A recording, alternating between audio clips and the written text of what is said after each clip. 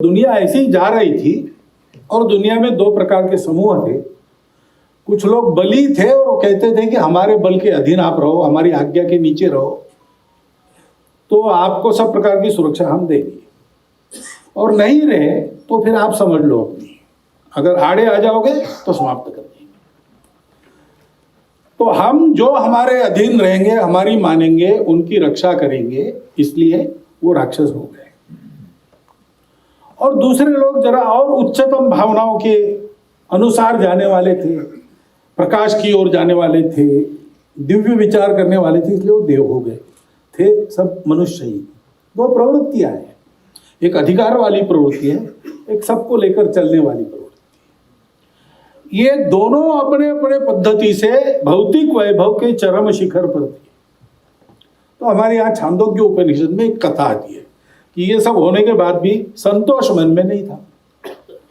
सुख सब थे, लेकिन इतने सुख थे कि सुख भी दुख हो जाता है। रसगुल्ले 50 खा सकते हैं, लेकिन 100 खाएंगे तो दुख हो जाता है, खाने वाला भी खा नहीं सकता। वैसा ही है। तो उनके मन में आए कि ऐसा क्यों हो रहा है। अपने अपने गुरु के पास गए, शुक्राचार्य के पास विरोचन गए, इंद्र गए, बृहस्पति के पास, और पूछा ये क्या है। तो उन्होंने कहा देखो ये ब्रह्मा जी के पास जाओ, उनके पास एक आत्मविद्या है। आत्मा को जानते हैं तो कभी फीका न पड़ने वाला शाश्वत सुख मिलता है, और उसके पाने के बाद और कुछ पाने की इच्छा ही नहीं रहती, सब कुछ मिल जाता है। तो दोनों शिष्य वेश धारण करके वलकल पहन के हाथ में संविदा लेके पहुंचे ब्रह्मा जी के यहाँ। वो ध्यान में थे तो कोने में संविदा रख दी, साष्टांग प्रणिपात किया और बैठ गए। थोड़ी देर के बाद ब्रह्मा जी ने आंखें खोली, दोनों को देखा, कह रहे तुम वलकल वगैरह पहन के आए हो, संविदा लाई आ रखी है, तो कुछ सीखने आए हो, क्या चाहिए। तो उन्होंने कहा जी आपने आत्मा को देखा है, हमको आत्मा को देखना है, क्योंकि उसको पाने के बाद कुछ भी पाना शेष नहीं रहता। तो फिर देखना है तो देखते कैसे हो तुम। आंखों से देखते हैं। तो बोले नहीं, आंखें उपकरण है, उसके अंदर कोई देखने वाला बैठा है, वही आत्मा है, उसको देख लो। हाँ ऐसा उन्होंने बताया, लेकिन उनको ऐसे ही लगा सहज। तो वो खड़े हो गए, दोनों एक दूसरे की आंखों में देखने लगे कौन बैठा है। और ऐसा देखते हैं तो अपना ही प्रतिबिंब वहां दिखता है। तो उन दोनों ने मान लिया कि बस यही हाड़ मांस का हमारा जो देह दिख रहा है, वो संचालित होता है जिस बुद्धि से, वो बुद्धि और अंदर भाव भावनाओं को विकसित करने वाला मन, इतना ही रहता है मनुष्य का अस्तित्व जानकारी में। तो यही आत्मा है। तो उन्होंने कहा चलो इसी को बड़ा बनाना है, इसी को ठीक करना है। निकले, आत्मा अमर है, शाश्वत है। चप्पू चला के नाव में चल रहे थे, विरोचन नाव को ढो रहा था। तो इंद्र ने देखा कि वो प्रतिबिंब जो आत्मा है वो तो नष्ट हो जाता है चप्पू चलाने से। उसने कहा विरोचन को, भैया कुछ गड़बड़ है, ये तो नष्ट हो रहा है, चलो वापस चलो फिर पूछते हैं। विरोचन ने कहा नहीं, अब कोई पूछने की आवश्यकता नहीं, उन्होंने बता दिया, हम समझदार लोग हैं, समाज के प्रमुख है, वैभव संपन्न समाज के राजा है, हमको क्या और पूछने की आवश्यकता, हम समझ गए। विरोचन वापस नहीं गए, इंद्र वापस गया। तो उपनिषदों में एक जगह ऐसा कहा है कि कभी किसी ऋषि को अपने अंदर झांकने की बुद्धि हुई, उस दिन अध्यात्म का जन्म हुआ। उपनिषद हम देखते तो सबसे प्राचीन उपनिषद बाहर सत्य की खोज करते हैं, और जैसे जैसे वो अर्वाचीन होने लगते हैं वैसे वैसे वो अंदर देखते हैं। ये खोज हमारे यहाँ चली, दुनिया बाहर की बातों की खोज करके रुक गई, और आज भी बाहर की बातों की खोज बहुत करती है। लेकिन हमारे यहाँ अंदर की खोज हुई, तो उस खोज से हमारे प्राचीन ऋषियों को एक सत्य मिल गया कि दुनिया दिखती अलग अलग और विविध है, लेकिन है तो एक ही की अभिव्यक्ति।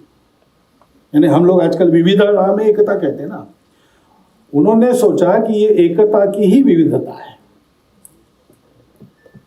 और इसलिए सारा विश्व अपना है, यहां कोई स्ट्रगल नहीं है, हम ही सर्वत्र है। तो सुख है तो सबका है, एक का सुख नहीं हो सकता, सबका सुख ही एक का सुख हो सकता है।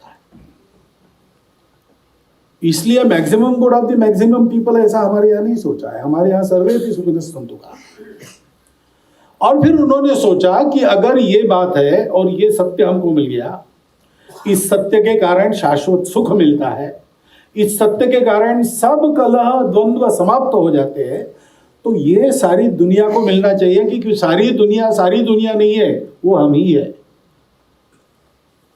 लेकिन सारी दुनिया को इस सत्य तक लाना है, उनके पास ये सत्य पहुंचाना है, तो इक्के दुक्के का काम नहीं है। इसके लिए पूरा देश खड़ा करना पड़ेगा। और इसलिए उन्होंने प्रयास किए। वेदों में उल्लेख है, ओम भद्रम इच्छन्त ऋषय स्वर विधा तपो दीक्षा उपसे दुरग्रे ततो राष्ट्रम बलम ओजस्य जाता। सारे विश्व का कल्याण चाहने वाले ऋषियों ने दुर्धर तप किया, उससे हमारे राष्ट्र की बल की ओज की उत्पत्ति हुई। और एक महान उद्यम प्राचीन भारत में हुआ होगा, इतिहास तब सो रहा था। इसलिए कहीं पर उसका सबूत आप मांगेंगे तो नहीं मिलेगा, लेकिन बहुत सी बातों के सबूत नहीं है, लेकिन वो चीजें हैं। ऐसा ये जरूर हुआ होगा, क्योंकि उसके अवशेष तो मिलते हैं। गांव गांव में जाकर लोगों को फिजिकल कल्चर सिखाने वाले घुमंतु जमात के लोग आज भी मिलते हैं। ये उनकी आजीविका नहीं है। आप जरा जाकर देखिए उनको, वो घर से निकलते हैं कसरत दिखाने के लिए लोगों को। आज की स्थिति में उनको मांगना पड़ता है। पहले तो वो जाते थे गाँव गाँव में, वो पूजा करके निकलते हैं। और जब उनको कहते हैं कि अब जमाना बदल गया, पढ़ो लिखो बड़े हो जाओ, उनमें कुछ लोग कहते हैं ये तो हमारा धर्म है। ये किसी ने काम दिया है उनको। ऐसा जड़ी बूटी का ध्यान रखने वाले, ऐसा ग्रह ज्योतिष का कुछ बताने वाले उस समय के विज्ञान के अनुसार, वो सब आज एकदम रिलेवेंट वगैरह, ऐसा मैं उस ज्ञान को फिर से ऐसा नहीं कह रहा हूं। आज बहुत प्रगत हो गया ज्ञान, लेकिन एक व्यवस्था ऐसी बनी कि हमारे यहाँ पर जो जितना उस समय का विज्ञान हमको पता था, वो हमारे यहाँ केवल साइंटिस्टों को पता नहीं था, केवल उसके पढ़े लिखे लोगों को पता नहीं था। वो तो हमारे झोपड़ी में बुढ़िया भी जानती थी कौन सी जड़ी बूटी देने से दस्त बंद हो जाते हैं। इसके लिए हमको डॉक्टर के पास नहीं जाना पड़ता, नानी को दादी का बटवा है हमारे पास। ये छोटी छोटी बातें हर घर हर चूल्हे तक पहुंचाई गई और हमको एक उद्देश्य के लिए प्रेरित किया गया।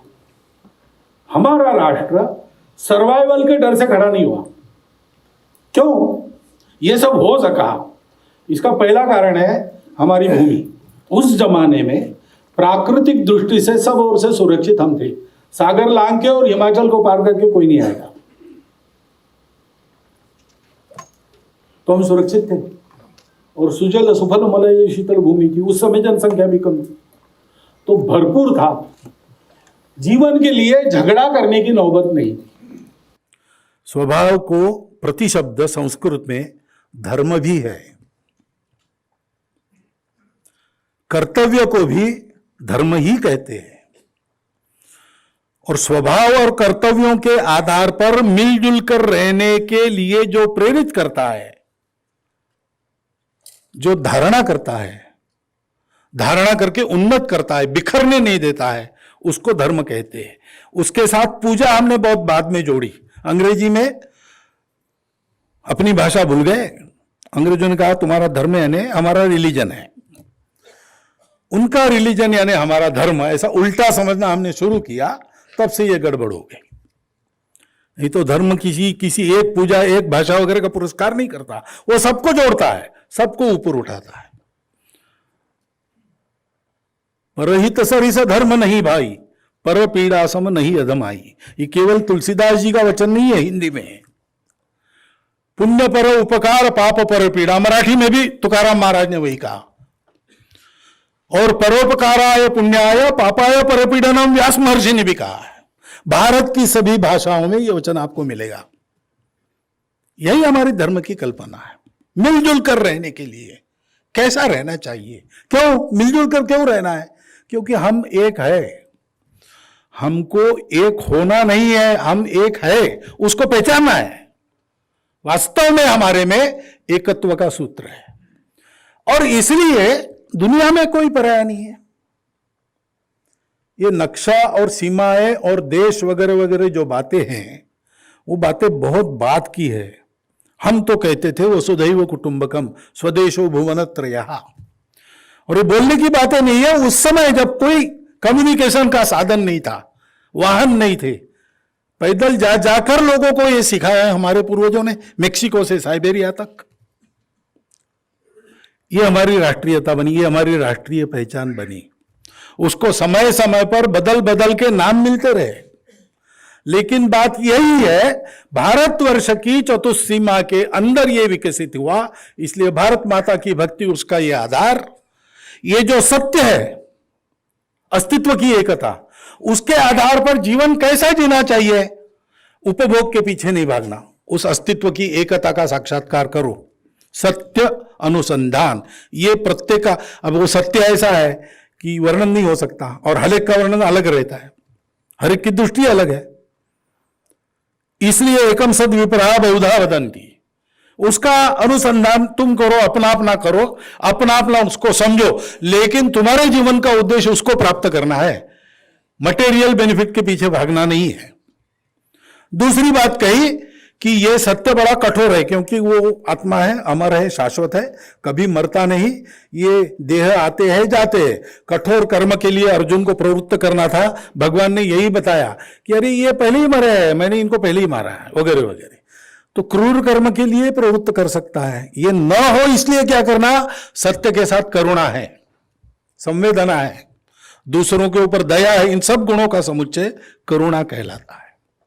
करुणा से व्यवहार करो, और ऐसा वही कर सकता है जो अपने आप को तन मन से शुद्ध करता है। इसलिए शुचिता यह तीसरा मूल्य है, और इसके लिए जीवन भर परिश्रम करना पड़ता है, व्रतस्थ रहना पड़ता है। तो तपस ये चौथा मूल्य है। ये चार मूल्यों का शाश्वत धर्म,